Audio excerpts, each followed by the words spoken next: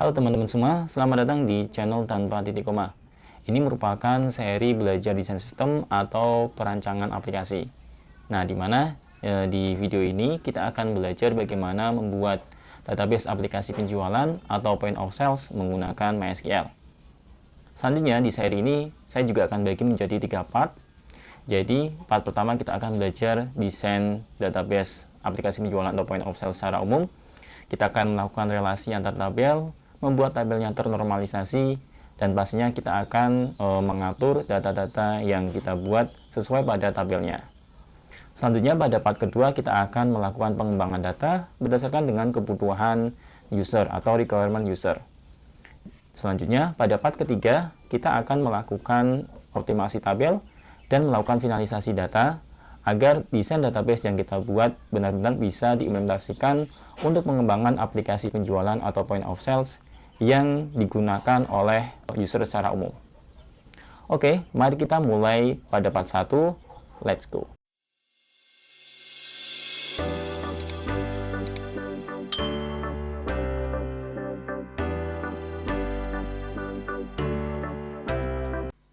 Baik teman-teman semua, sebelum kita membuat database aplikasi penjualan atau point of sale menggunakan database MySQL ini, alangkah baiknya kita mengetahui entitas atau tabel apa saja yang akan kita buat dan juga tools yang akan kita gunakan.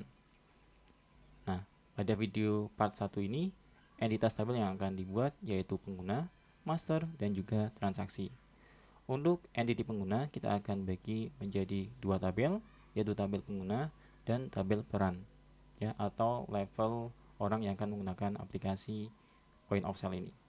Kemudian untuk entity master, di sini kita akan bagi menjadi 2 tabel juga, yaitu kategori item dan juga item. Dan yang terakhir, entity transaksi, kita akan bagi menjadi beberapa tabel. Ada tabel pembelian, detail pembelian, penjualan, dan detail penjualan. Nah, selanjutnya untuk tools yang akan kita gunakan di sini, teman-teman bisa memilih antara XM, MySQL Workbench, atau HDSQL, maupun aplikasi lain yang bisa untuk membuat database MySQL. Namun di sini saya akan menggunakan aplikasi XM agar mempermudah saya dalam mendesain relasi antar tabelnya. Oke, selanjutnya mari kita langsung mempraktikannya. Sekali lagi, di sini saya akan menggunakan aplikasi XM untuk membuat database MySQL-nya. Nah, di sini saya sudah menjalankan web server dan juga MySQL database di aplikasi XM. Selanjutnya kita tinggal membuka aplikasi XM ini melalui browser dan ke menu phpMyAdmin. Di sini kita akan membuat database baru dengan nama PostDB. Selanjutnya sesuai dengan entity yang akan kita buat, ya, beberapa entity yang akan kita buat. Di sini kita akan memulai dengan membuat tabel user, ya. Kita akan menambahkan kolomnya menjadi 6. Di sini kita isikan beberapa field atau atribut dari tabel user.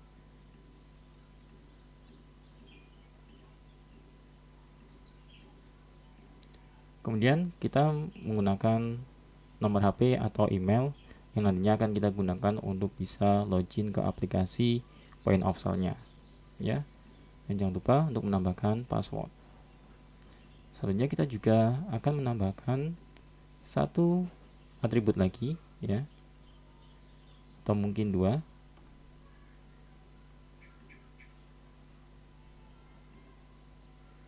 Yang pertama adalah role ID dan yang kedua adalah profile foto. Oke. Nah, kita set ID menjadi primary key dan tipenya adalah auto increment. Selanjutnya kita sesuaikan tipe atributnya dan panjang dari tipenya. Kita set first name menjadi varchar 50, last name juga sama, varchar 50. Dan di sini kita buat varchar 14. Kemudian untuk email kita buat varchar 50. Untuk password kita buat varchar 100. Nah, nanti kita akan membuat value dari password ini kita enkripsi ya. Jadi harusnya panjangnya antara 100 ataupun lebih. Tapi ini kita buat untuk 100 saat ini. Kemudian untuk role ID kita buat integer. Dan untuk profile foto kita buat 50. Oke. Selanjutnya kita set juga untuk role ID ini primary key, karena nanti kita akan relasikan dengan tabel role ya. Oke, tabel user sudah kita buat. Selanjutnya kita buat tabel role. Nah, di sini kita buat namanya menjadi US role. US di sini maksudnya stand ke user ya. Kemudian kita buat ID dan role.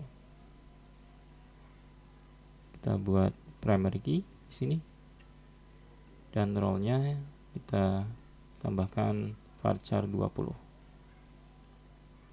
Oke, untuk tabel role ini sudah selesai. Kita buat untuk entity berikutnya, yaitu tabel master, di mana terdiri dari tabel kategori item dan tabel item ya.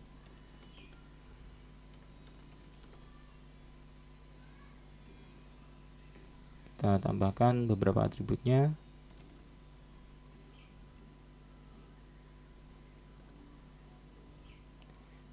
Di sini kalian bisa sesuaikan dengan mungkin gaya kalian untuk penamaan atributnya.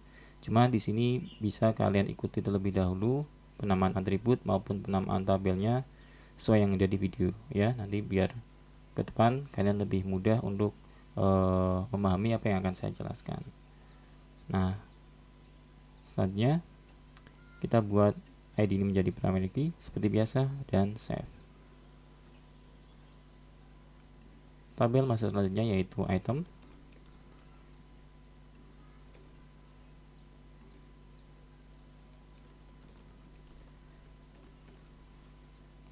Dan kita tambahkan atribut kategori ID yang nantinya akan berrelasi dengan primary key dari tabel kategori.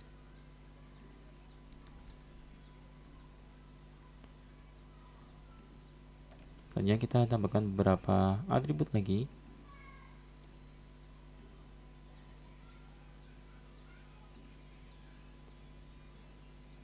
Di sini kita akan tambahkan beberapa atribut seperti harga, stok ya. Dan selanjutnya akan kita tambahkan atribut detail. Oke, kita buat ID menjadi primary key dan kategori ID kita juga buat menjadi primary. Nantinya akan menjadi foreign key. Selanjutnya kita sesuaikan untuk masing-masing atributnya.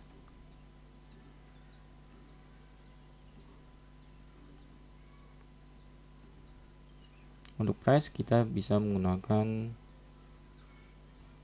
float ya, karena untuk atribut price ini tidak terlalu membutuhkan value yang panjang. Kemudian untuk stok kita masih tetap menggunakan integer, dan detail kita bisa menggunakan varchar. Dan panjangnya 225. Selanjutnya bisa kita save. Oke. Untuk entity master kita sudah selesai membuatnya. Selanjutnya kita buat beberapa tabel lagi ke entity transaksi. Yang pertama kita akan buat entity atau tabel transaksi pembelian. Di sini kita buat nama tabelnya transaksi masuk. Kemudian di sini ada ID untuk primary key-nya.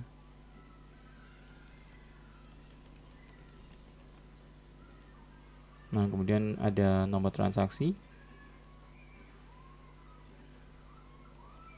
kita set varchar 12, kemudian kita ada tanggal transaksi,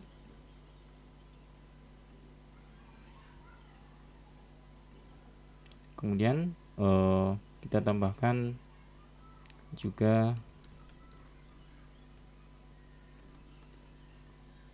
tanggal inputnya. Selanjutnya kita tambahkan beberapa kolom lagi.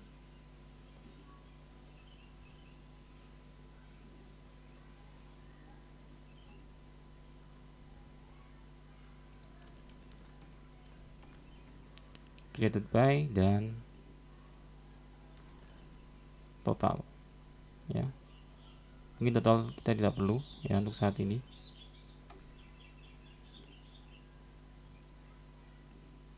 Untuk created at kita menggunakan datetime dan kita set ke current timestamp. Oke, untuk created by kita juga set ke primary yang nantinya akan menjadi foreign key yang berrelasi dengan tabel user, ya. Oke, selanjutnya kita save.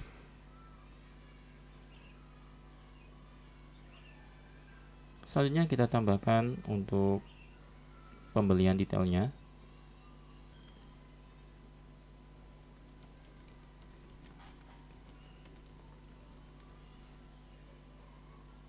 Di sini kita juga ada atribut ID sebagai primary key, kemudian transaction ID, foreign key dari tabel transaksi utamanya. Kemudian di sini kita ada item ID dan quantity pembeliannya. Selanjutnya kita juga bisa menambahkan satu kolom lagi, yaitu price.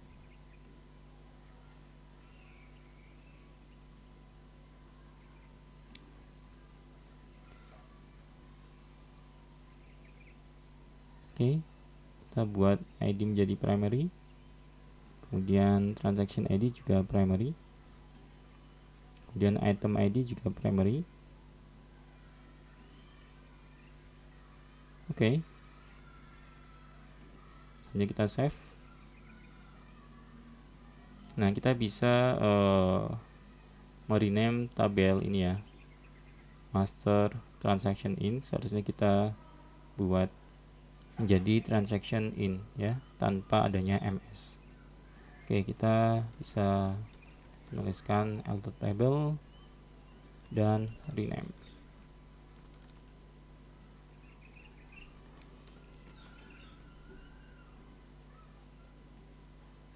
Ini aku, dan kita reload. Oke, ms transaction in sudah berubah menjadi transaction in. Nah, selanjutnya kita tinggal menambahkan tabel penjualan. Seperti biasa, ada ID di sini, kemudian nomor transaksinya dan tanggal transaksi, tanggal diinputkan dan atau waktu diinputkan ya. Dan kita tambahkan satu atribut lagi, yaitu diinputkan oleh siapa.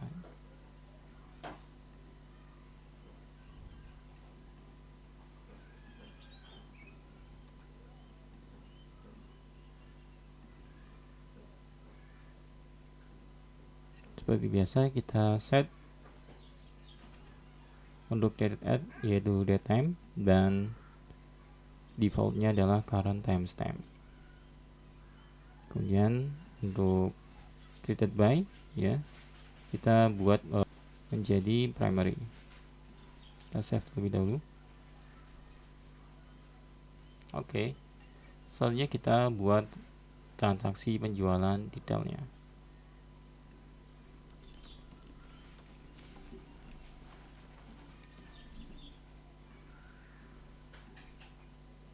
Seperti biasa, di sini ada ID, kemudian ada transaction ID, kemudian ada item ID, Selanjutnya ada jumlahnya. Nanti kita set ID menjadi primary, transaction ID juga primary yang nantinya akan menjadi foreign key, item ID juga primary yang nantinya akan menjadi foreign key. Kemudian untuk quantity kita biarkan seperti ini, dan selanjutnya kita save. Nah, untuk tabel detail transaksi penjualan ini sudah selesai. Selanjutnya kita akan buat desain relasi antar tabelnya. Oke. Kita ke menu paling kanan atas dan pilih designer di sini. Selanjutnya kita buat relasi antar tabelnya. Sebelumnya mungkin kita save dulu. Dan silakan isikan namanya sesuai dengan nama relasinya ya. Kemudian untuk membuat relasi antar tabel, di sini kita akan memilih menu create relationship,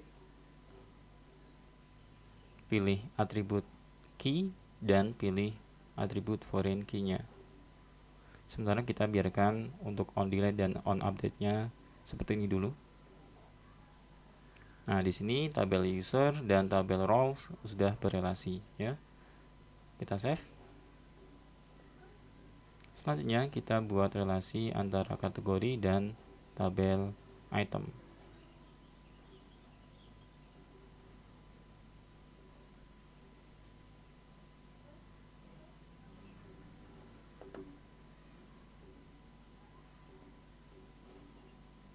Seperti biasa, kita pilih primary key dari kategori dan foreign key di tabel item.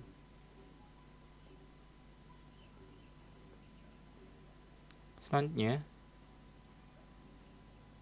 kita buat relasi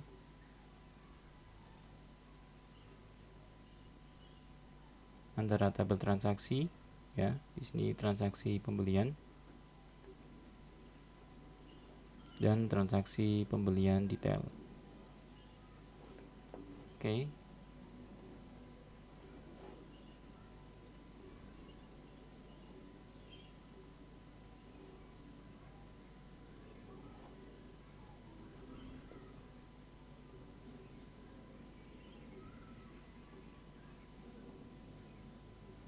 Selanjutnya tabel penjualan.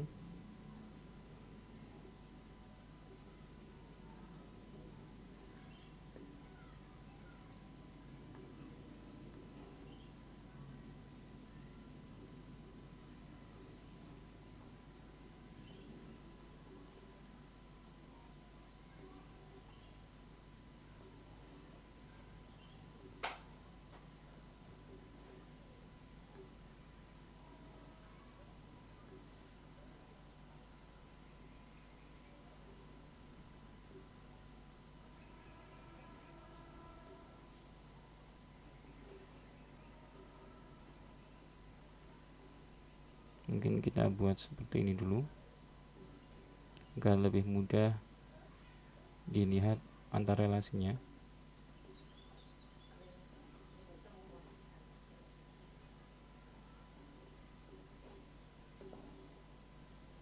Selanjutnya kita save.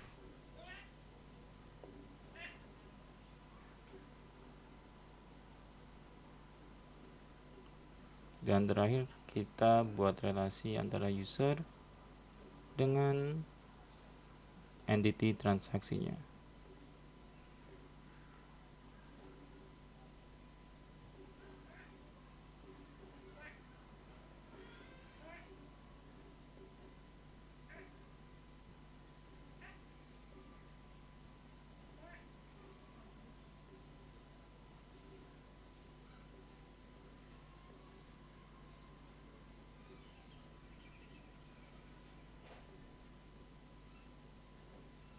Oke. Secara umum ini relasi antar tabel dari tabel point of sale untuk part 1. Dan selanjutnya mari kita lihat kembali apakah ada atribut yang redundansi antar relasi tabel ini. Oke, mungkin untuk tabel item bisa dilihat di sini ada price, Dan di tabel transaksi pembelian ini juga ada price ya. Untuk tabel item ini mari kita hapus terlebih dahulu price-nya, biar nanti tidak terjadi redundansi. Nah, untuk part 1 ini kita akan fokus untuk membuat relasi antar tabel yang ternormalisasi atau normalisasi level 3 terlebih dahulu.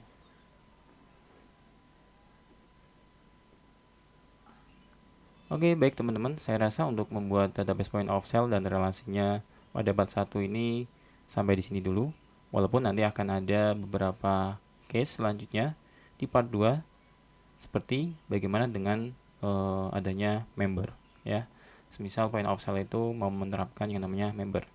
Kemudian bagaimana dengan suppliernya ya, supplier barang masuknya atau supplier pembeliannya. Nah, kemudian bagaimana jika aplikasi point of sale ini ingin mendukung sistem diskon. Nah, itu perlu kita perhatikan kembali, analisis lagi terkait dengan requirement dan juga berdampak pada desain database selanjutnya.